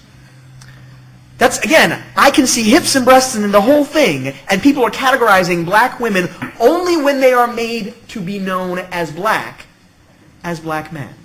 It is the racialization that does it. And from this data, I can talk about attractiveness, okay? Which is that attractiveness for black men positively correlated with masculinity. Okay? The more masculine black men are seen as, the more attractive they are. It's been a problem for me my whole life. But for black women, there's a strong negative correlation. The more masculine they're seen as being, the more unattractive they are. And black women are overwhelmingly seen as more masculine than white or Asian women. When we put Latinas in this sample, it looks like the same thing. Okay? This is racism that you don't see if your racism is sexist. I don't think I need to expand upon how this, falls out in a host of different categories. I hope that you all can do the math on that, especially because I'm time limited here. And the moderator's going to sit back here and we're running real low. So let me give you just 2 more studies. Study 4 I call Queen Rosa Parks. Okay? We asked 59 folks, mostly female, white participants, to give me an example of one of these 3 things. Anti-black racism, gender, not specified, anti-black male racism, or anti-black female racism. Now recall, blackness is so associated with maleness that black women are sometimes seen as black men. So is it possible that anti-black discrimination, therefore, is automatically, normatively understood as anti-black male discrimination? Well, let's take a look. So when we got these responses, we sorted them into different categories for everybody. Had naive judges do it. I can talk to you about methodology during Q&A if you'd like, but trust me, I did this the right way. Okay? And what we're going to see on the y-axis is just the number of times that these different categories were brought up for unspecified target, that'll be in the blue, male target in the green, or female target in the cream color. Categories are police surveillance, discrimination of opportunity, just not being allowed to get something or do something, violence against blacks, slavery, racial stereotyping and slurs, mentioning the actual incident of Rosa Parks, or I can't think of one. Let's see what this looks like. Again, ask a stupid question, get a stupid answer. So for the unspecified targets, about 3 folks said police surveillance, right? Male targets, right? 3 folks said police surveillance. Female targets, nothing. Discrimination of opportunity. 4 when there's no gender specified, 5 for male targets, and 3 female targets. Okay. Violence against blacks. Just 2 for race unspecified, 3 for black men, none for black women. Slavery. 2 for race unspecified, 1 for black men, none for black women. Racial stereotyping and slurs, come on, just people, if you want to bet on this one, I'd bet on this one. Right? 9 for unspecified target. 8 for black men. 1 for black women. Rosa Parks. None for unspecified target. None for male target. Anybody want to guess for female target? Oh, it's not good. Oh, it's 12 of them. How about for can't think of one? None for unspecified. None for black. Come on. Ooh, no, go back. No, I can't leave that one. 3 for black women. There's one that I don't count, who actually wrote down, I can't think of one. Oh, wait, there was that woman who wouldn't get up from the bus.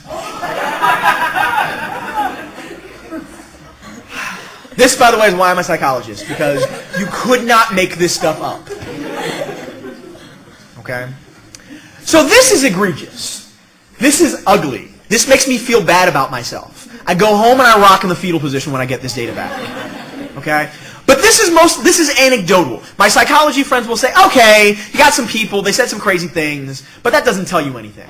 So what we did is we took, okay, discrimination of opportunity and racial slurs. That had some from all 3. Let's take actual examples from these that were generated. Okay? And now let's ask a bunch of participants, 80, to rate 12 scenarios, 6 from the discrimination and opportunity, 6 from the racial slurs. How likely is it to happen in general, to black men, to a black woman, and how severe is it? And they're answering all of these 4 questions at once. Everybody's answering these questions. Okay? So how likely are these things to happen to blacks in general? It's a 1 to 7 scale. Okay? Well, medium. Sometimes they happen, sometimes they don't. To black men, looks exactly the same. Now, these are the same people answering all 3 questions. How likely is it to happen to black women? Reliably less likely to happen to black women. So the racism that we understand as out there in the world is something that happens to black men and doesn't happen to black women. Okay? And let me tell you the most disturbing point. There's a gap between the black women and the black men. And if you calculate that as a score, how big is the gap for you who answered it, and you who answered it, and you who answered it? That gap predicts how severe you think the racism is. So the more likely something is to happen to black men, the more severe the incident is. Are you there with me? The more likely something is to happen to black men versus black women, the more severe I think that thing is. That is, I think that racism is severe to the degree, to the extent that it is happening more to black men than to black women. Our racism is sexist. So, to sum up, I hope to get some time for Q&A. Black women are literally erased in the perception of, these are mostly white, and because we did this between Penn State's campus and here at UCLA's campus, it's mostly white and Asian. They're erased in the perceptions of those who are looking at them. They're seen as black men, literally. Black women's experiences of racial discrimination are literally unthinkable. I can't think of an example of racial discrimination against black women. Unthinkable for black people or black men. Okay? Which means that racism that happens to black women is literally more acceptable than racism that happens to black men. This is sexist racism. If we don't have a language for it, right, then we miss it. It is literally rendered invisible.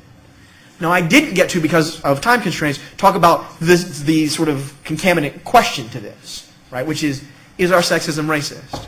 I will summarize by saying, oh, hell yes. And then open up to questions for the panel. Thank you very much.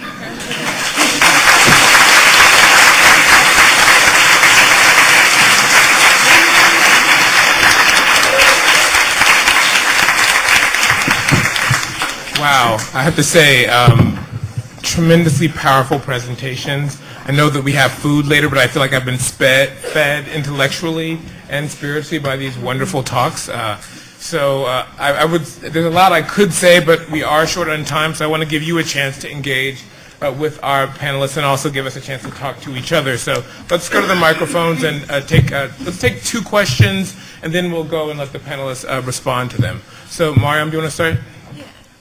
Hi, so my question is for Negla, no surprise. I wanted to think about the way that we could use intersectionality to complicate this relationship between race and religion that you presented to us. And I'm specifically thinking about intersectionality as a way to analyze not just the representation of races, but the representation of racism. Okay. And so by that I mean the way that highlighting religion in this context actually in some ways serves to mask racism as it operates, right? So the story that you presented, or the video that you presented of the black Muslim prisoners, right? That becomes presented as a story about Islamic fundamentalism, radicalization, that is used to target black prisoners, right? So it's represented as a story about Islam, but it's actually really a story about trying to destroy politically conscious and critical black people, right? So I just wanted to throw that out there and see if you have thoughts on that. Yeah, and I think that... let's take one more, and then we'll let everybody respond. Yes. Hi, I'm Lolita Buckner-Innes from Cleveland State University, and my question is for all the panelists, but I think specifically for Professors Goff and Guy Sheftall. I was particularly struck by the way in which both of your talks intersected and the way in which they related to the whole idea of black women and black women's identity. And so for you, Professor Goff, when you talk, for example, about the incident with Sojourner Truth, where she's asked to bare her breasts, and she says, yes, I'll do so, but to the entire audience. And for you, Professor Guy Sheftall, when you talked about black women and what I would call the sort of booty call culture and the shaking and nakedness, I think maybe there's an interesting flip side to both of those, or maybe at least a way, something that kind of unites them. And I'm thinking of some work by Michelle Alexander. I don't know if she's here, and I'm thinking about her work on what's called body protest in Trinidadian culture specifically. And for those of you who don't know Professor Alexander's work, she talks about the extent to which some women in Trinidad use sort of provocative dressing, nakedness, dancing suggestively as a way of actually controlling and protesting against male hegemony. That is to say, if men are going to hold us down and treat us like objects, we're going to try to take control back by using our bodies as weapons of protest.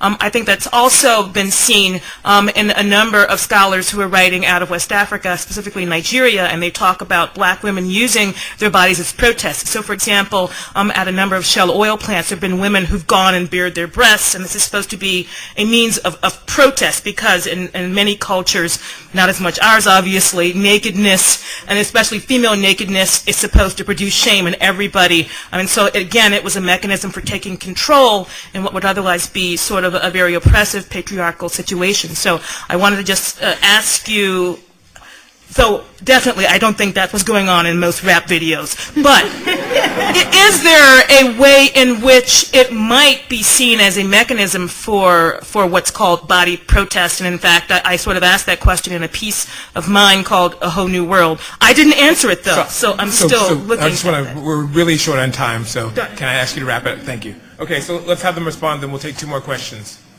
Okay, so tell me if I'm answering your question, but I think that it has everything to do with race. So again, when you look at the way the black Muslim man is racialized, just the black man is racialized. He is seen as innately radical, right, as innately violent. So to adopt the Muslim identity is furthering that violence. So it has everything to do with that sort of traditional racial identity and that pre-existing racialized identity. So, and again, I think another good example, and the way that we see this is the discussion around Jihad Jane. Right? How many of you have heard about Jihad Jane, right? But what's interesting about the discussion around her is that she is still called as American. I don't know if you guys have been looking at some of the reports. Whenever it's someone else who is, again, a person of color, right, they're not necessarily talked about as American usually, especially when they're, Middle Eastern or of a different ethnicity. They're always talked about as American citizen, right? As sort of this formal citizenship, right? But they're not necessarily included in this American national identity. Whereas Jihad Jane, because she's white, right? And again, has everything to do with her traditional racial identity of whiteness, that she's seen still as American, that has fallen victim to this Muslim thing, right? So again, it has everything to do with race, and that traditional racial identity intersected with that Muslim identity. Because again, when the black man is seen as adopting Islam, that's when it becomes scary, as opposed to the white woman, for example, adopting Islam. She is seen as a victim that just needs to be saved. Did that answer? No, it didn't. I'm sorry. Okay, so you guys can discuss afterward. Do you want the second question? Does somebody want to? Just very quickly, there's some very concrete reasons, and I left this out of my paper, why it is that black women are almost never seen as victims of violence, because the iconic, pervasive images of white supremacy and racism always show us a black male body and so forth. I think it is very problematic to move from the Trinidadian dance hall culture and the use of nudity in West African contexts to the white supremacist culture of the U.S., where black women have, I think, very little control over how it is that their bodies have been constructed and treated. So I think that it's a very complex discussion, but I think that the cross-cultural analogies don't operate very well when we move, and that's a very, very long discussion. And I certainly don't think that booty calls, which I think are primarily patriarchal scripts that women are responding to and not creating themselves, are protests, or body protests. Just to tip off that, I read your question in part as a question about the role of third wave feminism in sort of racial politics. I'm gonna wait for the fourth wave, and I also feel, and we can have a longer conversation after the clock runs out. But yeah, you know what? We'll wait till the clock runs out. We'll do the next set of questions. Okay, Mignon. Hi, Mignon Moore. I'm here in the Sociology department. I very much appreciated everyone's comments, and I had a question for you, Professor Harris. I was thinking as you were talking, I found your talk quite interesting, and I haven't heard that kind of work before. I was thinking about these African Americans in Brooklyn in the New Kemet Society, and these African American cultural groups that think about food in ways that might be similar to some of the people in the movements that you've brought up. And I wonder if you see race as creating a boundary, preventing those two groups from connecting, or if there are ways for culture to be worked into some of these ideas about food and eating. Thank you. Okay, we'll take these two remaining questions, and then we'll respond. I had questions for three of the panelists. First of all, can you make sure you're speaking in the microphone, please? Oh yes. Questions for three of the panelists. Dr. Harris, I think intersectionality research might benefit from explicit discussion of religion. For example, Asian students at Berkeley outnumber whites, and they tend to dominate the Christian groups at Berkeley. I think 80–90% of the Christian group members happen to be Asian. And there's a big subset of the evangelical movement, which is also becoming environmental. Wheaton College had a big Christian evangelical conference a couple of years ago, so there's this new whole subset.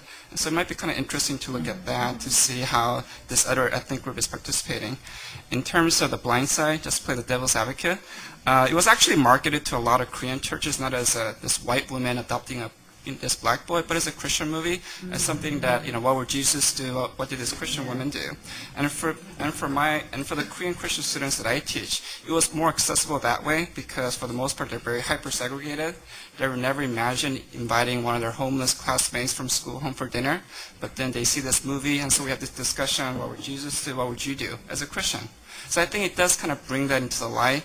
And a couple of the pastors are actually speaking about how they might maybe someday adopt children of their own, because Korean pastors historically would never adopt someone of another race, but then now they're thinking well, maybe I should think of myself as what would Jesus do?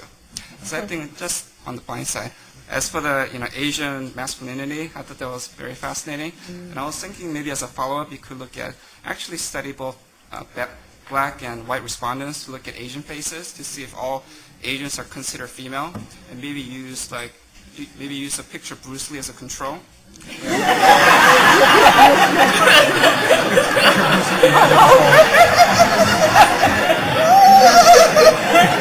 Thank you.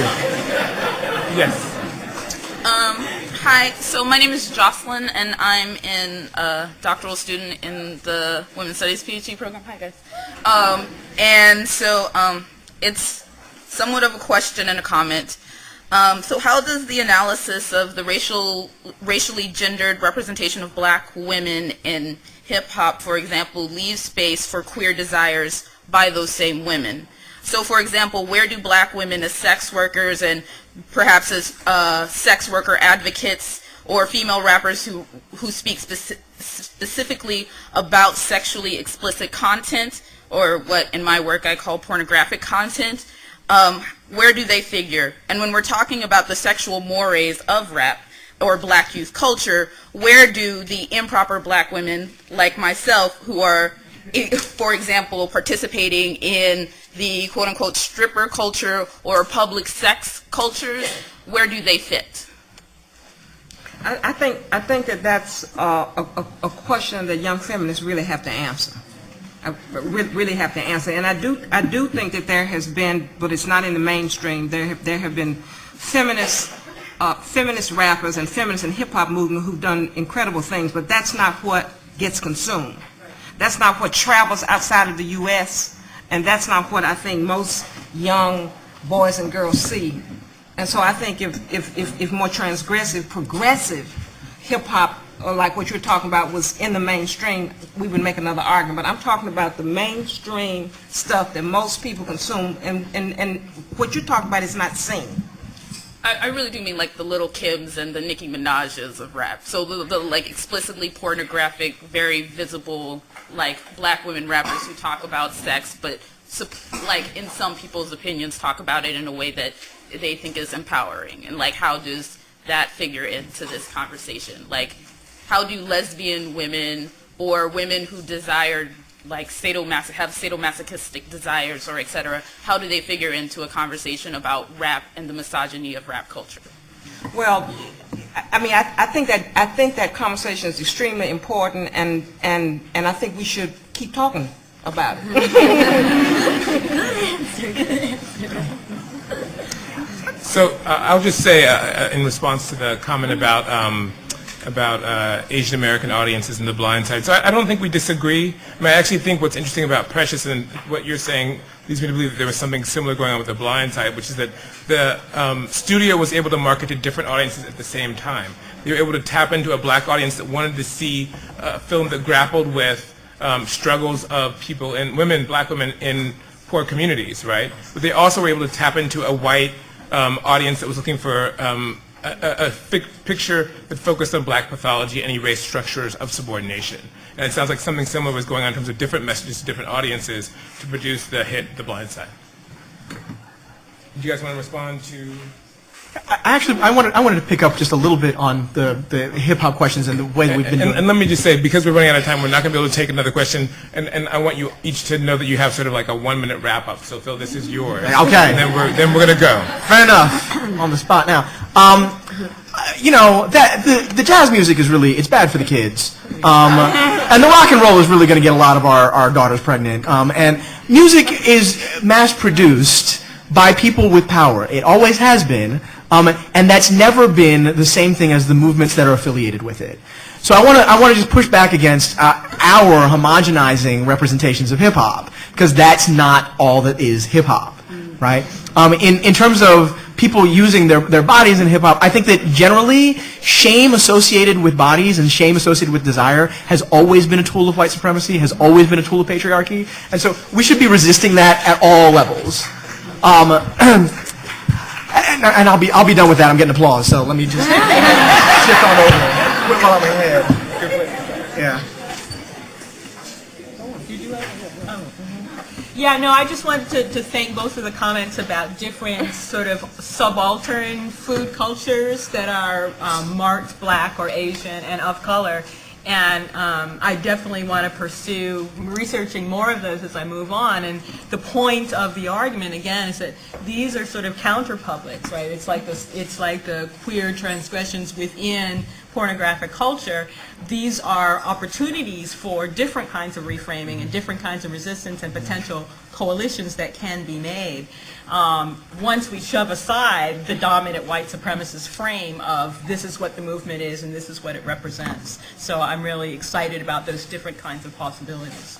And I think in very similar ways, by understanding Muslims in terms of these intersectionalities, I do think it's an opportunity to start building coalitions and to start bringing the conversation about the racialization of Muslims in spaces like these, which CRS has done, but not a lot of programs that are talking about race has done, like CRS.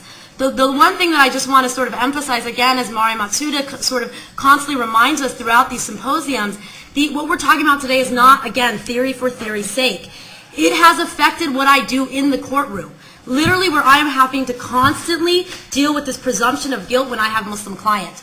Whether it's in the context of immigration, in criminal law that has nothing to do with terrorism, whatever it may be, I'm constantly dealing with this presumption of guilt where I have to prove my client's innocence when the government or defendants have never even proved his guilt, except with his Muslim identity.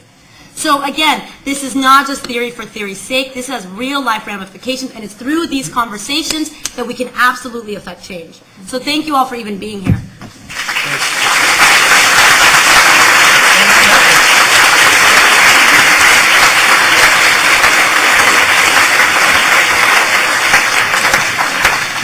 Okay, so thanks to our wonderful panelists. The next step is we are transitioning to the Anderson School of Management. There are people that will guide you over there, so please look for ushers. Also, there's a map in your program. All right, thanks.